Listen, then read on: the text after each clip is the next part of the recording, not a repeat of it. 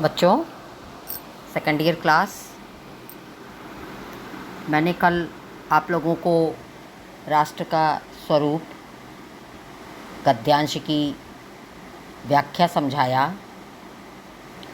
और आज अब उसके आगे कल मैंने भूमि के विषय में बारे में बताया आपको और आज हम जन के विषय में चर्चा करते हैं। ठीक है, पढ़ते हैं। और मैंने आपको बताया कि राष्ट्र का स्वरूप है भूमि, जन और संस्कृत, इन तीनों के सम्मिलन से राष्ट्र का स्वरूप बनता है। तो मैंने आपको भूमि के विषय में समझाया। अब आज हम जन के विषय में समझाते हैं, बताते हैं। पहले हम गद्य पाठ करेंगे, उसके बाद उसकी व्याख्या।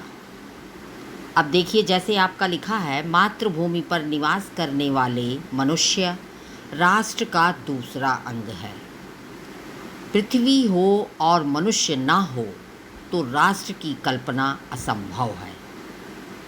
ठीक, पृथ्वी और जन दोनों के सम्मिलन से ही राष्ट्र का स्वरूप संपादित होता है। जन के कारण ही पृथ्वी मातृभूमि की संज्ञा प्राप्त करती है और पृथ्वी माता है और जन सच्चे अर्थों में पृथ्वी का पुत्र है। जैसा कि कहा है कि माता भूमि है, पुत्रो अहम पृथिव्याः, कि भूमि माता है, मैं उसका पुत्र हूँ। तो जन के हृदय में इस सूत्र का अनुभव ही राष्ट्रीयता की कुंजी है। इसी भावना से राष्ट्र निर्माण के अंकुर उत्पन्न होते हैं। अब देखिए, इस प्रस्तुत गद्य खंड में लेखक ने राष्ट्र के दूसरे महत्वपूर्ण तत्व जन के संदर्भ में विचार व्यक्त किए हैं। पहला मैंने आपको भूमि बताया, अब जन। तो अब राष्ट्र के लिए आवश्यक तत्वों के अंतर्गत भूमि के उपरांत दूसरा महत्वपूर्ण तत्व है उस भूमि पर रहने वाला जन। कौन? इस पृथ्वी पर रहने वाला मनुष्य। जो भूमि जन विहीन हो, यानी कि जिस पृथ्वी पर मनुष्य ना रह रहे हों, उसे राष्ट्र नहीं माना जा सकता। जैसा कि इसमें लिखा है कि पृथ्वी हो और मनुष्य ना हो तो राष्ट्र की कल्पना असंभव है। तो यह ऐसा विचार मन में लाना कि पृथ्वी है और उस पर मनुष्य ना रह रहे हों, तो हम इस प्रकार से उस राष्ट्र की कल्पना हमारे लिए करना असंभव है। राष्ट्र के स्वरूप का निर्माण पृथ्वी और जन दोनों की विद्यमानता की स्थिति में ही संभव है।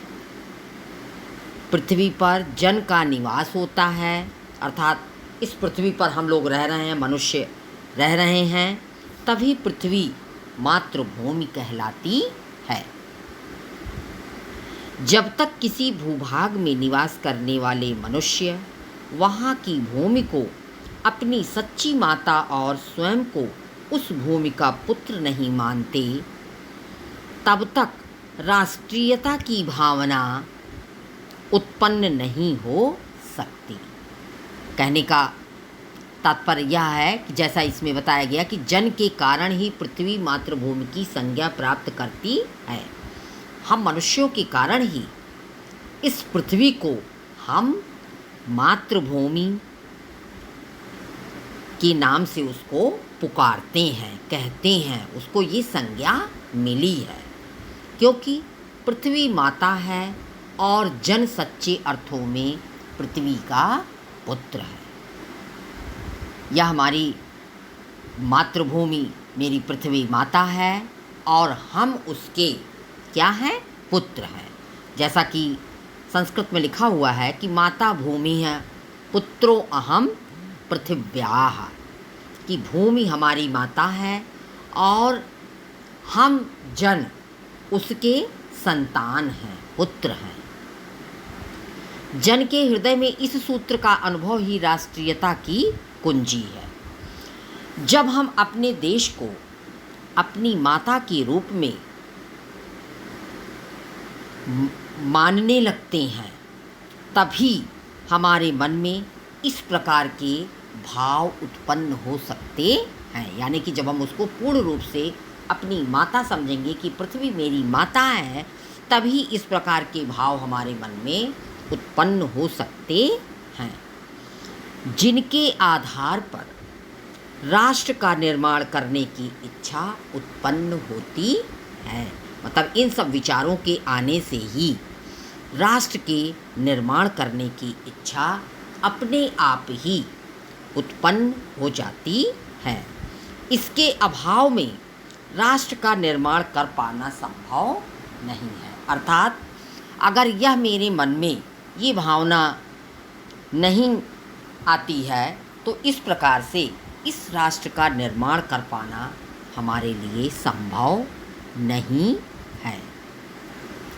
जिस समय भी जन का हृदय भूमि के साथ माता और पुत्र के संबंध को पहचानता है, उसी क्षण आनंद और श्रद्धा से भरा हुआ उसका प्रणाम भाव मातृभूमि के लिए इस प्रकार प्रकट होता है।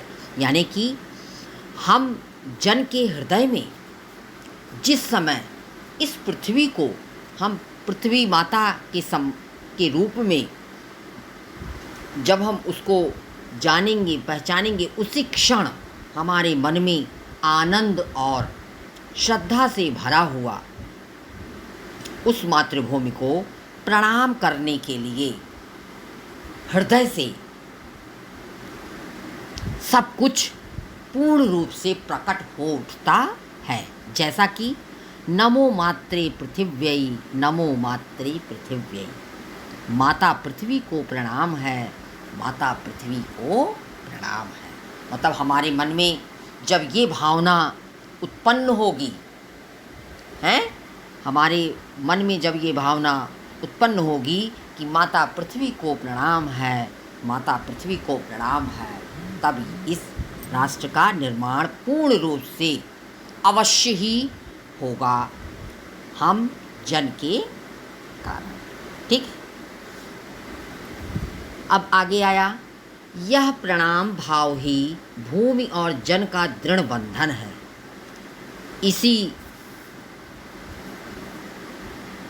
इसी दृढ़ भित्ति पर राष्ट्र का भवन तैयार किया जाता है।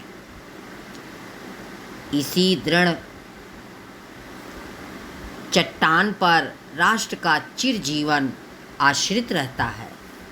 इसी मर्यादा को मानकर राष्ट्र के प्रति मनुष्यों के कर्तव्य और अधिकारों का उदय होता है।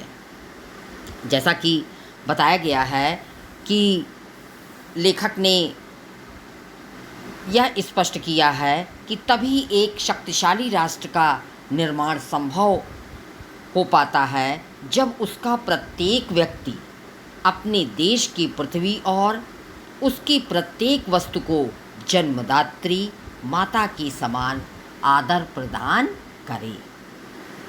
तभी राष्ट्र का निर्माण संभव हो पाता है। अब लेखक ने अपना एक मत ये भी रखा है कि अपनी धरती के प्रति आदर भाव व्यक्ति और धरती के संबंध को दृढ़ करता है। क्या करता है? दृढ़ मतलब मजबूत करता है।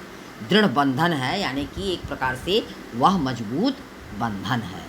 इसी दृढ़ भित्ति पर राष्ट्र का भवन तैयार किया जाता है। अर्थात पृथ्वी और मनुष्य का दृढ़ संबंध राष्ट्र को पुष्ट और विकसित करता है। इसी दृढ़ चट्टान पर राष्ट्र का चिरजीवन आश्रित रहता है। अर्थात ये भावना जब हृदय में उत्पन्न होती है तो पूर्ण रूप से राष्ट्र का चिरजीवन आश्रित होता है। इस प्रकार आदर भाव की इस सुदृढ़ दीवार पर ही राष्ट्र के भवन को निर्मित किया जा सकता है। अर्थात राष्ट्र के भवन को निर्मित मतलब बनाया जा सकता है।